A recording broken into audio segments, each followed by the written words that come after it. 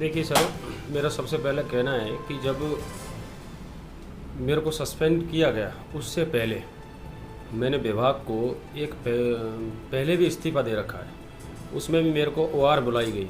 OR में जो भी फैसला हुआ, उच्च अधिकारियों ने क्या निर्णय लिया, उसके ऊपर नियम ये होता है कि 3 महीने के अंदर अगर इस्तीफे पर कोई भी वो जजमेंट नहीं दिया जाता है। जब कहने का मतलब जब भी कोई अधिकारियों का उसमें कोई भी फैसला नहीं आता है तो वो स्वतः ही इस्तीफा स्वीकार हो जाता है। उसके बाद सर दिनांक 19 तारीख की ये घटना है।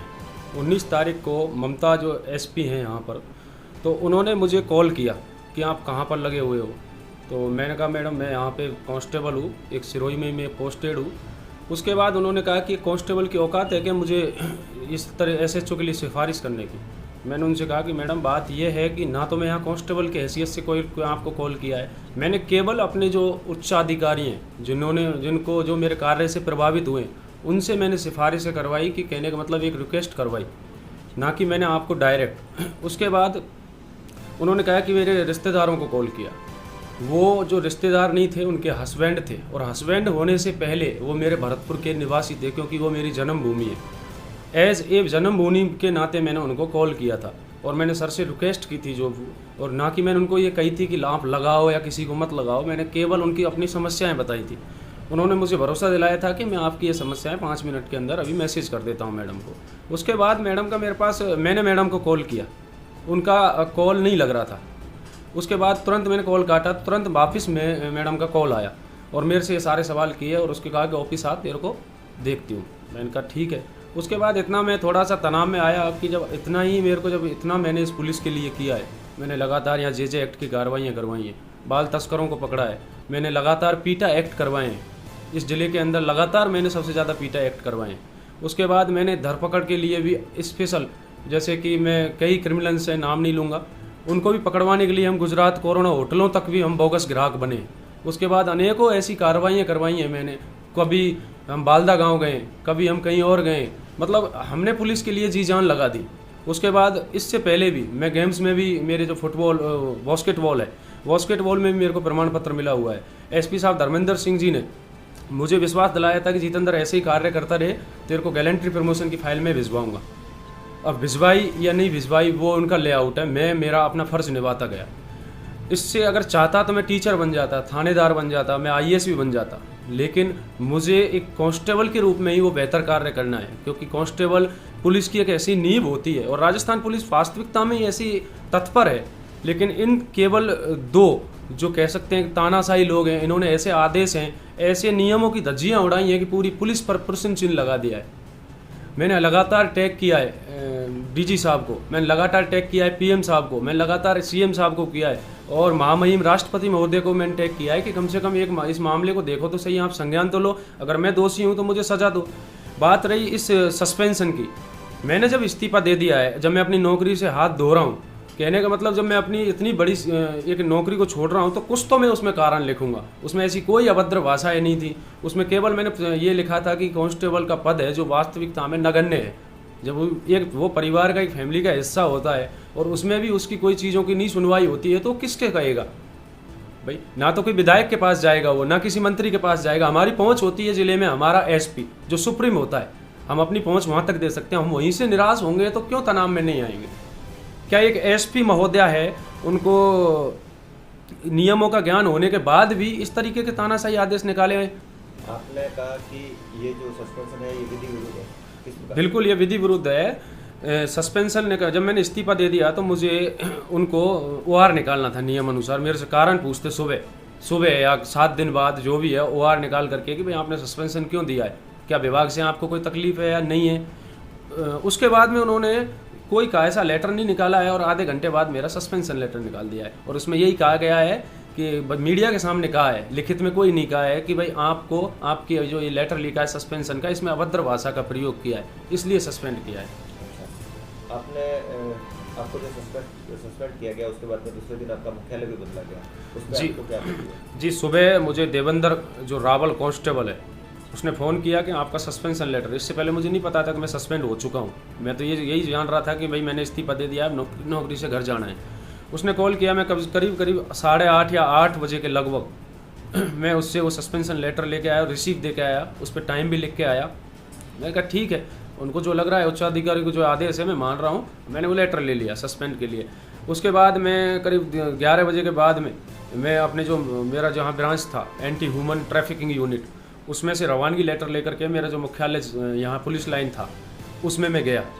उस पर गया तो मुझे वहाँ जो जहाँ की वहाँ की आरआई हैं आमद कराने के लिए, मैंने कहा उनसे कि मैडम मेरा थोड़ी क्या है डिमोरलाइज हुआ हूँ, मेरे को तनाव है और थोड़ा ग्लूकोज की ज़रूरत है तो मैं दिखाना चाहता हूँ। पुलिस में नियम होता है कि किसी को भी अगर बीमारी या समस्या होती है तो डीओ भेजा जाता है, गाड़ी भेजी जाती है जो सरकारी गाड़ी है। कोई अगर इतना सीरियस कंडीशन है तो उसके साथ में तीमारदार भी भेजे जाते हैं। मैडम ने कहा कि ऐसा करो, इसका जैसलमेर सस्पेंशन आदेश आया है। मैंने कहा ऐसा मैंने कौन सा जुर्म कर दिया जो मेरे को जैसलमेर सस्पेंशन आया है कि वहीं इलाज करा लेगा, इसको रवानगी दे दो। मैंने कहा मैडम आप इस पर लिख दीजिए नियमानुसार कि भाई मैं इसको यहाँ इलाज के लिए नहीं दे रही हूँ और मुझे जैसलमेर रवानगी दे रही हूँ। फिर भी उन्होंने जो उसमें रवानगी लेटर लिखा है उसमें 11:40 का टाइम डाला है। मतलब वो भी एक भावुक होकर के वो लेटर पर साइन किए, जबकि 11:40 के बाद में ये तो बताओ मुझे कि AM है या PM है, मैं रात को जाऊँ या दिन को जाऊँ, ये है सर। अच्छा, आपने IG को लेकर के भी कई सवाल उठाए, IG की कार्य। देखो सर, IG साहब एक बहुत बड़ी पोस्ट है और पुलिस विभाग की एक नींव होती है क्योंकि कई जिलों की जिम्मेदारियां संभालती है। IG कहने का मतलब पुलिस की एक बहुत महत्वपूर्ण कड़ी है। IG साहब को मुझे नहीं पता कि कैसे उनका इन्वॉल्व है या नहीं है, लेकिन जब मैडम ने मेरे को सस्पेंड किया तो IG साहब को हम दोनों के नाम से कोई ऐसा गंभीर अगर अपराध था, क्योंकि उससे पहले मेरे को आरोप पत्र नहीं दिया गया है, तो IG साहब को जब मेरे को आरोप पत्र नहीं दिया गया है तो IG साहब को इन्वॉल्व अगर इसमें करना था तो हम दोनों के नाम से अवार निकालते, हम दोनों को तलब करते।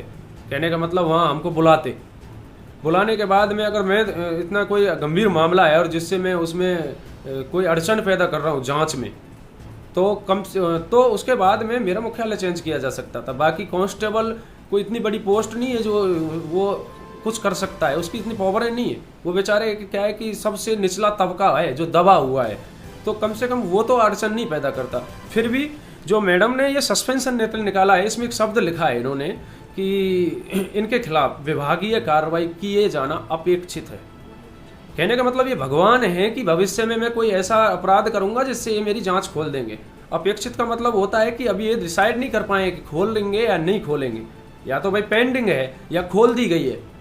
अपेक्षित शब्द क्या है? अपेक्षित शब्द का मतलब होता है कि आप भविष्य में कभी खोलोगे। कहने का मतलब आप मुझे किसी मामले में फंसाओगे, फिर मेरे खिलाफ जांच खोलोगे, तब आरोप पत्र दोगे। फिर इसमें CO साहब ने मेरे को एक समन भेजा तो उसमें मैंने तो वो रिसीव नहीं लिया था क्योंकि मैं बीमार था उस टाइम और मैं और ज़्यादा तनाव में आ जाता इन चीज़ों से देख करके। फिर धारा 61 का इन्होंने इस्तेमाल किया है। धारा 61 अगर विधि के अनुसार कहे तो पहले ये पता होना चाहिए कि हम वो लड़का है कहाँ। जब मेरी वहाँ फैमिली थी, जबकि मैं क्वार्टर पर था ही नहीं, फैमिली भी वो वापस चली गई थी। उसके बाद उन्होंने वो सूची जो चस्पा की है, CO साहब को ये देखना चाहिए था इसमें आरोप पत्र कहाँ है, क्योंकि वो जांच जो कर रहे हैं वो किस दोष में कर रहे हैं। एक अधिकारी तब हाथ लगाता है जब उसको उसका दोष पता हो कि भाई अगले आदमी की मैं जांच कर रहा हूँ, दोष का क्या है इसमें। तो उनको क्या इसका ज्ञान नहीं है कि इसका आरोप पत्र लेते, फिर चार्जशीट हाथ में लेते, फिर मेरे को समन जारी करते। जी, आपने कहा आज एक ट्वीट किया है कि आपकी पत्नी को भी प्रताड़ित किया जा रहा है। जी बिल्कुल। जब मैंने मेरी पत्नी को ये मामला पता, क्योंकि ट्विटर से ही उनको ये मामला पता चला था कि मेरे ऐसा चल रहा है, व्हाट्सएप स्टेटस से उन्होंने काफ़ी बार मेरे से पूछा कि भाई ऐसा कोई मामला है या नहीं है। उसके बाद में जब पत्नी ने छुट्टियां लगाई, मैंने कहा कि ऐसा करो आप भाई सिरोही आ जाइए, वहाँ तनाव में हो जाओगे, कोई बात नहीं, मैं तो जो चल रहा हूँ परेशानियों में कोई बात नहीं है। उन्होंने छुट्टियां लगाई।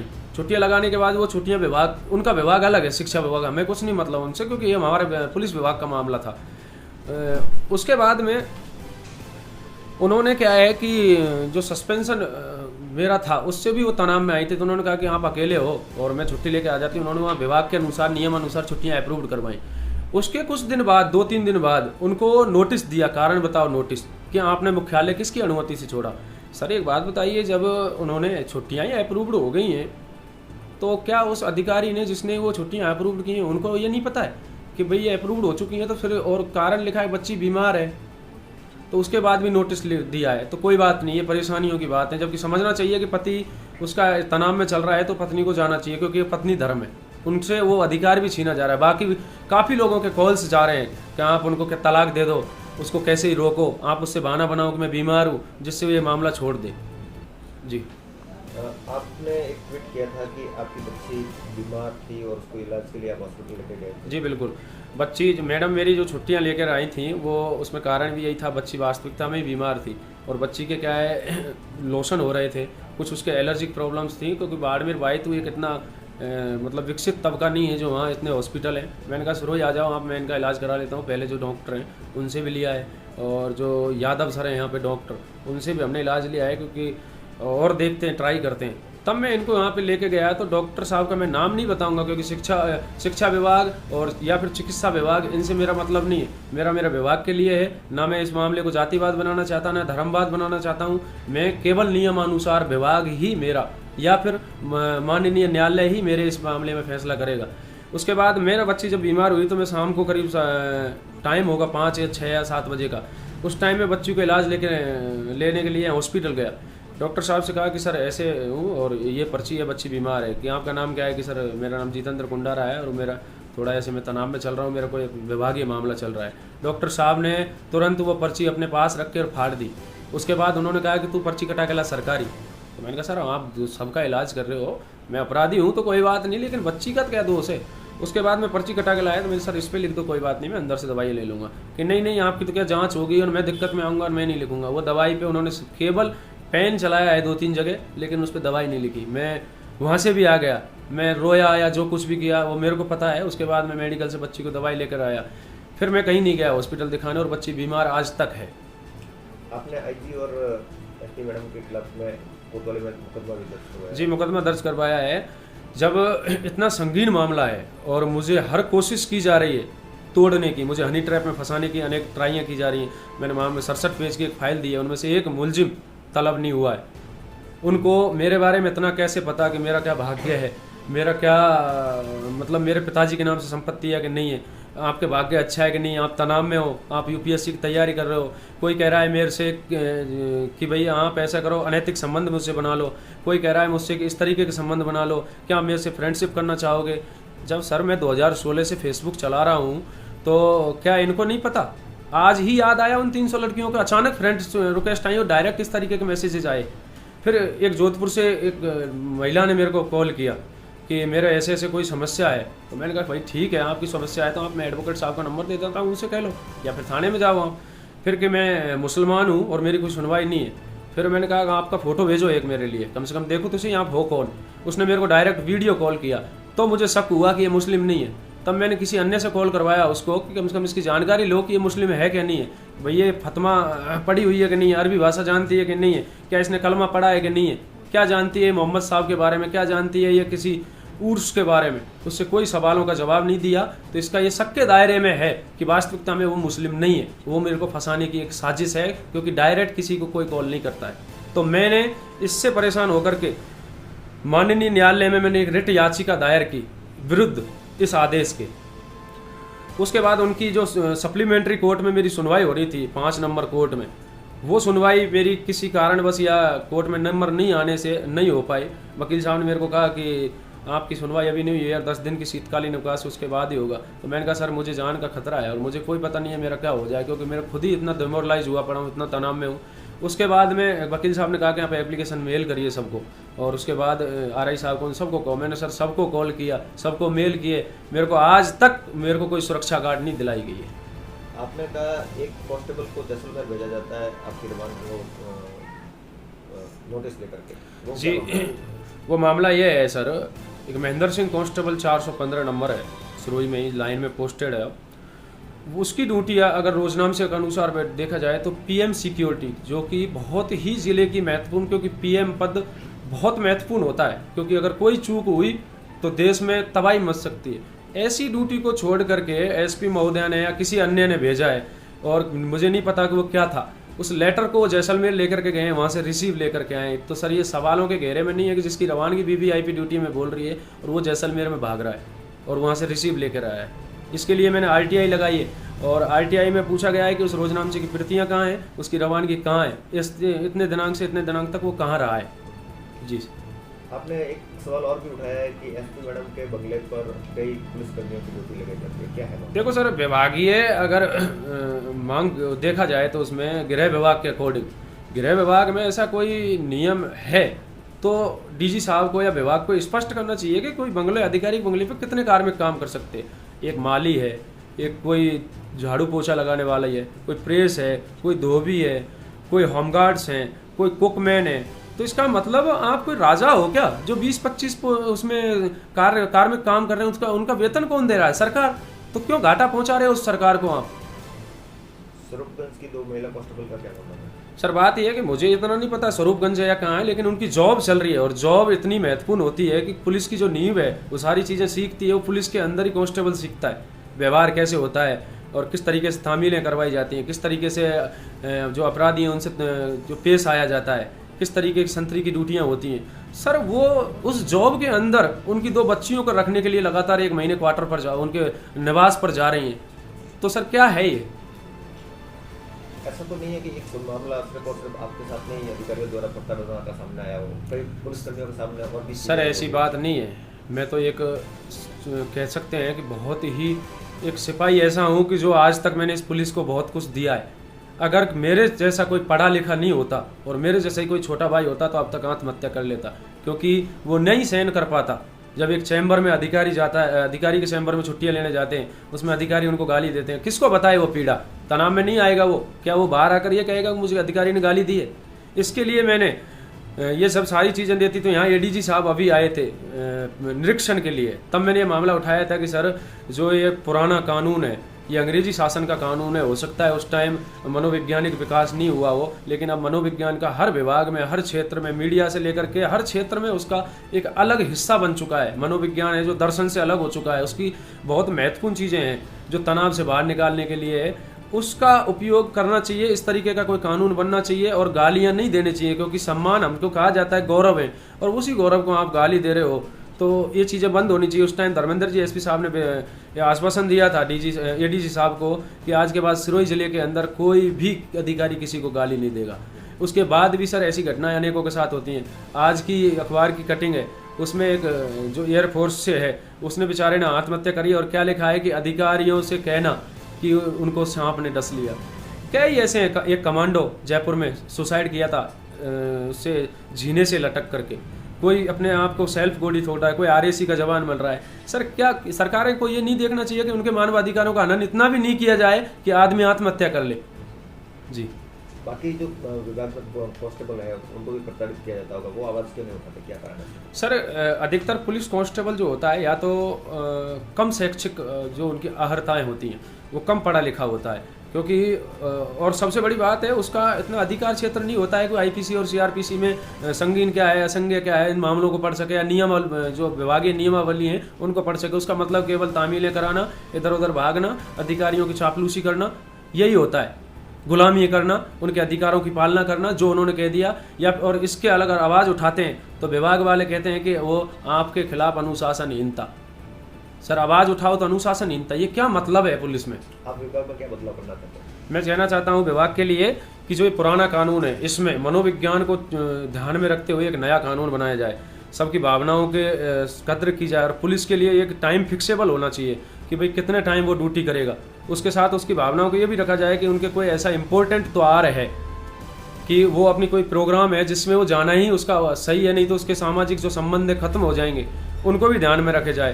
प्लस में सर जब 24 घंटे एक जवान ड्यूटी करता है इतनी ईमानदारी से, इतनी मेहनत से, ना उसके लिए कोई दीपावली है, ना कोई दशहरा है, ना कोई अन्य त्यौहार है, उसकी सैलरी सर 2400 पे ग्रेड, और उस पे ग्रेड में भी सर उसका फिक्सेशन है 20,800, जो नियम के अनुसार 25,000 से ऊपर होना चाहिए।